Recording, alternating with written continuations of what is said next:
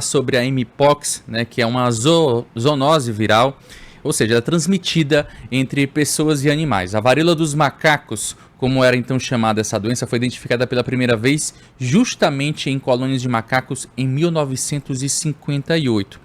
E hoje, porém, já sabemos que a infecção que recebeu o mais alto nível de alerta da Organização Mundial de Saúde na última semana também pode ser transmitida por roedores, como esquilos e outros mamíferos, como até mesmo o cão doméstico. Para conversar mais sobre esse assunto, a gente vai falar agora com o médico Dr. Luciano Mourão, que é infectologista, está ao vivo com a gente.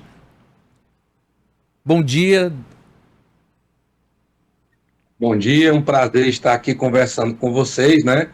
E falando um pouco aí sobre a mpox, que tem causado aí tanta preocupação para os órgãos de saúde, né? A OMS muito preocupada, o número de casos aumentando, né? E isso realmente necessita de uma precaução por parte dos serviços de saúde aí de outros países. Doutor, então vamos falar um pouco para que as pessoas entendam novamente sobre a questão dos sintomas, né? Que é muito importante sempre estar alertando sobre essa questão sintomática, porque ao detectar esses primeiros sintomas, a população também pode, né, procurar um atendimento médico, né, pode também se prevenir. Então, que tipo de sintomas é sempre importante a população estar atenta quando se trata da mpox? Então, a primeira coisa é lembrar a população que a mpox ela faz parte de um grupo que é da mesma família da varíola. Tá? Varíola que, graças a Deus, já foi erradicada, uma doença extremamente grave, né? Com letalidade muito alta, certo? Mas que já foi erradicada aqui do nosso país. Os sintomas, eles se assemelham aos sintomas da gripe, a princípio, mas tem um diferencial que é exatamente o surgimento de lesões, pústulas, feridas com bolhas na pele, feridas dolorosas e com ínguas, inchaço nos gânglios linfáticos, né? Então, o surgimento dessas feridas na pele, com esses inchaços e dor de cabeça e febre e dor no corpo, devem levantar a possibilidade, né, de ser a mpox, e nessa suspeita a pessoa deve imediatamente procurar o atendimento médico. E por que a mpox virou de novo uma emergência global? A gente teve uns casos aqui no Brasil em 2022 e 2023, inclusive sobre alerta das autoridades, mas agora a gente vê essa preocupação global, né, sobre em relação à mpox. Por que novamente ela retorna como uma emergência global? Veja bem, é uma doença que basicamente ela era restrita ao continente africano, né? Então veja que o número de casos aí muito alto no Congo. Desde 2022, quando nós tivemos um surto, né? De lá para cá o número de casos só aumenta. E a preocupação é porque lá na época de 2022 a gente tinha uma variante do vírus. E esse vírus, ele começou então a ter uma mutação, tá? Ele foi se modificando, né? Ele foi mudando, e essa mutação ela voltou muito mais forte, ou seja, virulenta, né? Com forma de gravidade, tá certo? Então, o fato de termos uma variante muito mais agressiva, tá? Com uma capacidade de causar óbito muito maior, é que levantou, então, a preocupação por parte dos serviços de saúde. Então, como já tínhamos casos se espalhando ali por países próximos ao Congo, e a transmissão ela pode acontecer de pessoa para pessoa, principalmente por contato de pele, tá bom?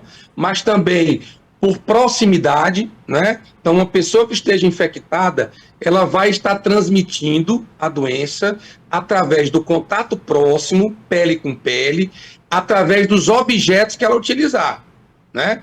E aí já temos casos até de transmissão através de relação sexual, principalmente com essa nova variante. Então, na intimidade do ato sexual, existe a possibilidade, e já tem confirmação, de transmissão da doença. O que é que isso levanta o alerta? É que, como é uma doença que tem vários métodos de transmissão, ela pode se espalhar rapidamente nesse mundo globalizado que nós vivemos hoje, né? Hoje eu estou aqui no Brasil, posso pegar um avião, amanhã está na África e vice-versa. Então, a transmissão, ela é rápida, ela tem a possibilidade de se espalhar rapidamente pelo mundo, como aconteceu, por exemplo, com a Covid, e essa nova variante tem uma letalidade 10 vezes maior do que a variante inicial de 2022.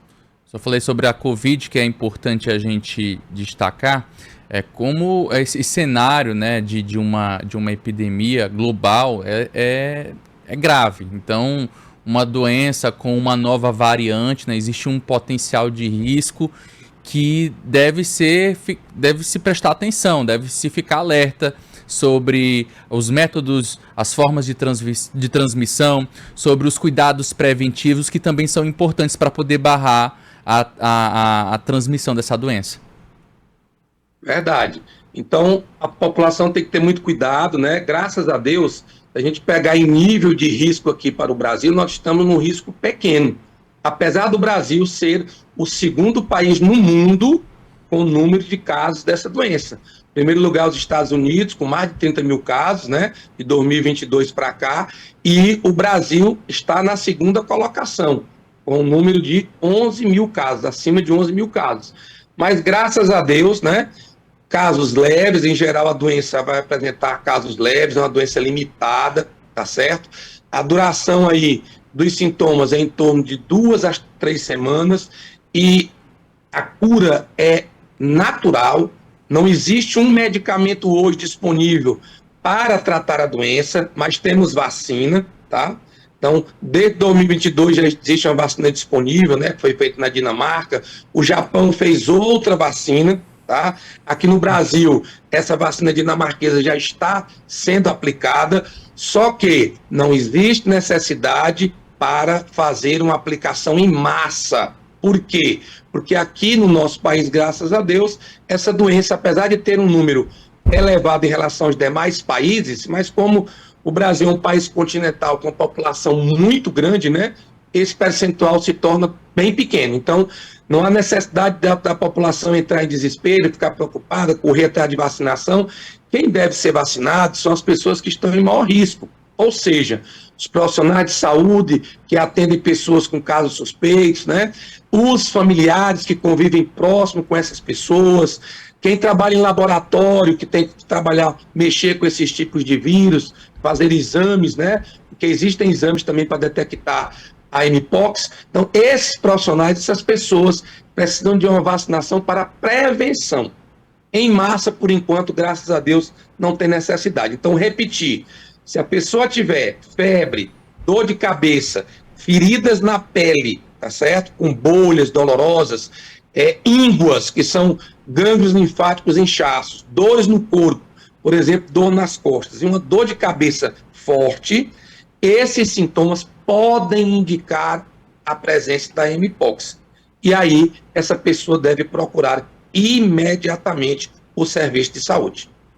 Aí ficou aí as orientações do Dr. Luciano Mourão, infectologista, falando um pouco aí sobre a mpox, que é uma doença aí que vem ganhando repercussão internacional. Muito obrigado pela entrevista, Dr. Luciano Mourão, que foi também meu professor do ensino médio, né?